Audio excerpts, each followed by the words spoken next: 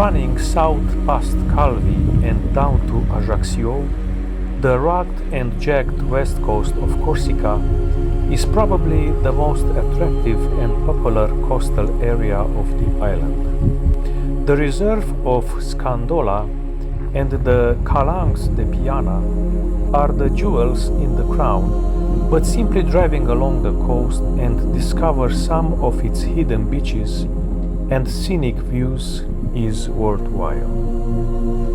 Part of the Parc Natural Regional de la Corse, the area of Scandola has now been part of UNESCO's World Protected Sites for 30 years. The restrictions imposed by this classification have enabled the development of a rich biodiversity in the reserve under and over the water.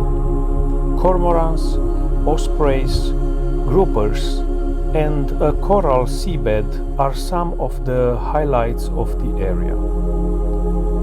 The red granite cliffs diving into the crystal transparent waters are best seen by boat. The reserve is so popular that almost every city on the west coast operate day tours to Scandola.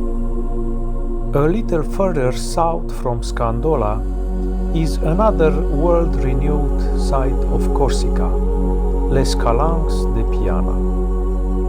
The sea and wind-eroded granite rocks of the Calanques de Piana form a stunning architecture with colors changing from golden, pink to red depending on where the sun is. A scenic but very winding and narrow road passes through the Calanques and is probably the best access to discover the area.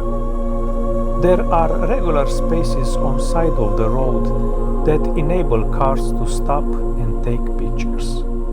There is also one car park from where it is possible to take a few interesting hikes in the Calanques that should only take you a couple of hours.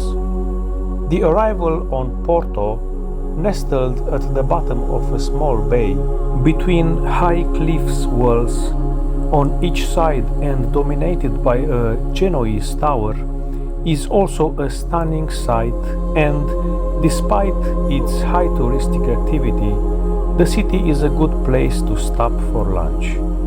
On each side of Porto, using small roads down the cliffs, it is possible to access some peaceful, secluded beaches. Just watch for them as you drive by.